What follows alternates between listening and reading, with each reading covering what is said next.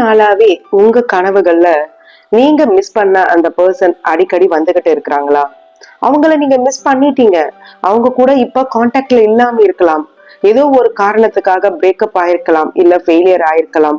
அவங்கள நீங்க மிஸ் பண்ற சூழ்நிலை வந்திருக்கலாம். ஆனா அப்படி அவங்கள மறந்து உங்களுக்கான நியூ லைஃப நீங்க ஸ்டார்ட் பண்ணிருக்கலாம்.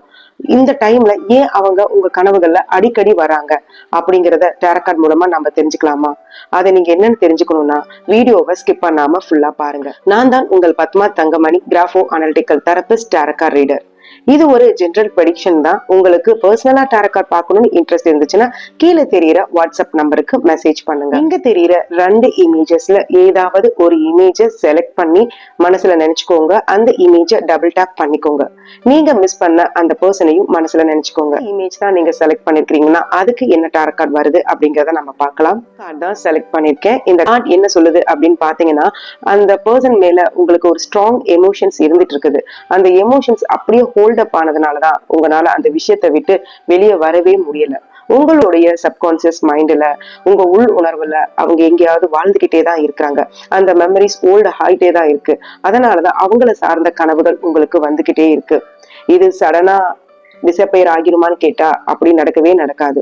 உங்க நினைவுகள்ல இருந்து நீங்க எப்படி இந்த புது வாழ்க்கையை கொண்டு போறீங்களோ அதுக்கேத்த மாதிரிதான் அது ஸ்லோவா அந்த நினைவுகள் உங்களை விட்டு போகிறதுக்கான வாய்ப்புகள் இருக்கு. சொல்லுது அதை விட்டு வெளியே வான்னு.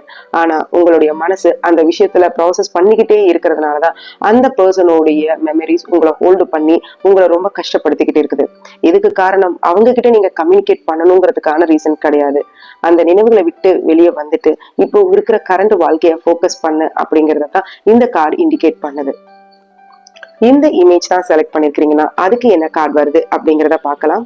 இந்த கார்டு தான் செலக்ட் பண்ணிருக்கேன். இந்த கார்டு என்ன சொல்லுது அப்படின்னு பாத்தீங்கன்னா, அந்த பர்சன் மேல இருக்கிற தாட்ஸ், ஃபீலிங்ஸ், எமோஷன்ஸ் எல்லாமே ரொம்ப ஸ்ட்ராங்கா இருக்குது.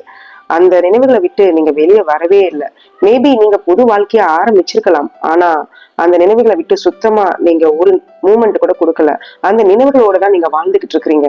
அதனாலதான் அவங்க உங்க கனவுகள்ல அடிக்கடி வராங்க. ஒரு வாழ்க்கை வாழ்ந்துகிட்டு இருக்கிறீங்க இல்லையா, அந்த வாழ்க்கைக்கும் இந்த ஓல்டு மெமரிஸ்க்கும் நடுவுல முடியாம போக்கஸ் பண்ண முடியாம ரொம்ப கஷ்டத்தோட வாழ்ந்துகிட்டு இருக்கிறீங்க. இந்த நினைவுகளையும் ஹோல்டு பண்ண முடியல, புது வாழ்க்கையிலையும் கான்சென்ட்ரேட் பண்ண முடியல. அது மூலமா உங்க மைண்ட் ரொம்ப டிஸ்டர்ப்டா இருக்கு. எமோஷன்ஸ் இந்த அளவுக்கு நீங்க ஸ்ட்ராங்கா ஹோல்டு பண்ணிட்டு இருக்கீங்க. மத்த நேரத்துல நார்மலா தான் இருக்கிறீங்க. ஆனா அந்த நினைவுகளுடைய எஃபெக்ட் ரொம்ப உங்க மைண்ட்ல அதிகமா இருக்கிறதுனாலதான் உங்க கனவுகள்ல அவங்க அடிக்கடி வந்துகிட்டே இருக்காங்க. பாத்தீங்கன்னா அவங்கள சேஸ் பண்ண முயற்சி செய்யாதீங்க. இப்ப இருக்கிற கரண்ட் வாழ்க்கையில நீங்க இப்ப புதுசா ஒரு வாழ்க்கையை பிகின் பண்ணிருக்கீங்களே, அந்த வாழ்க்கையில உங்க கான்சென்ட்ரேஷனையும் போக்கஸையும் கொண்டு போங்க அப்படிங்கறதான் இந்த கார்டு உங்களுக்கு சொல்ல வருது.